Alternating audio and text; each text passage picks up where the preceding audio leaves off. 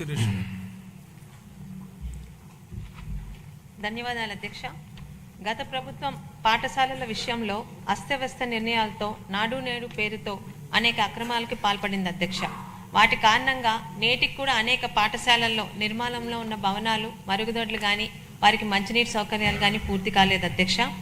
మన ప్రభుత్వం మనబడి మన బాధ్యత అనే పేరుతో ఏదైతే నూతన విద్యా విధానానికి గౌరవ విద్యాశాఖ మంత్రి గారైన నారా లోకేష్ గారు శ్రీకారం చుట్టిన తర్వాత, అలాగే పెద్ద ఎత్తున ఉపాధ్యాయ పోస్టుల నియామకాలు చేపట్టడంతో పాటు పాఠశాలను ఉన్నత ప్రమాణాల దిశగా తీర్చిదిద్దుతూ విద్యార్థులకు డొక్కా సీతమ్మ గారి భోజన పథకం ద్వారా సన్న బియ్యంతో నాణ్యమైన భోజనం అందించడం లాంటి చర్యల ద్వారా మరలా ప్రభుత్వ పాఠశాలల్లో విద్యార్థుల సంఖ్య భారీగా పెరుగుతుంది అధ్యక్ష. అయితే భవనాలు, తరగతి గదులు పూర్తి కాకపోవడం వల్ల అసంపూర్తిగా ఉండిపోయిన పనులను సత్వరం పూర్తి చేయవలసిందిగా విద్యార్థులు, వారి తల్లిదండ్రులు మరియు ఉపాధ్యాయుల దగ్గర నుంచి వస్తున్న విజ్ఞాపనను సదరు మంత్రి గారి దృష్టిలో పెడుతున్నాను అధ్యక్ష. అలాగే 2019 ఎన్నికలకు ముందు తిత్లీ తుఫాన్ కారణంగా అనేక పాఠశాలలు దెబ్బతిన్నాయి అధ్యక్ష.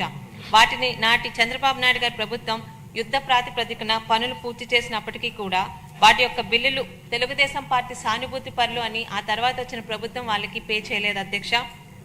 అలాగే కూటమి ప్రభుత్వం గత 5 సంవత్సరాలు జరిగిన ఈ అవినీతి అక్రమాలపై, నాడు నేడులో జరిగిన అవినీతి అక్రమాలపై పరిశీలించి తగు చర్యలు తీసుకోవాలని కోరుకుంటూ, మరియు అసంపూర్తిగా ఉన్న ఈ భవనాలు పూర్తి చేస్తే నిజంగా ఈరోజు పెద్ద ఎత్తున ప్రభుత్వ పాఠశాలల్లో విద్యార్థులు జాయిన్ అవుతున్నారు అధ్యక్ష. వాళ్ళందరికీ కూడా సరైన సౌకర్యాలు ఏర్పాటు చేసినట్టు ఉంటుందని సదరు మంత్రి వారి దృష్టిలో పెడుతున్నాను అధ్యక్ష.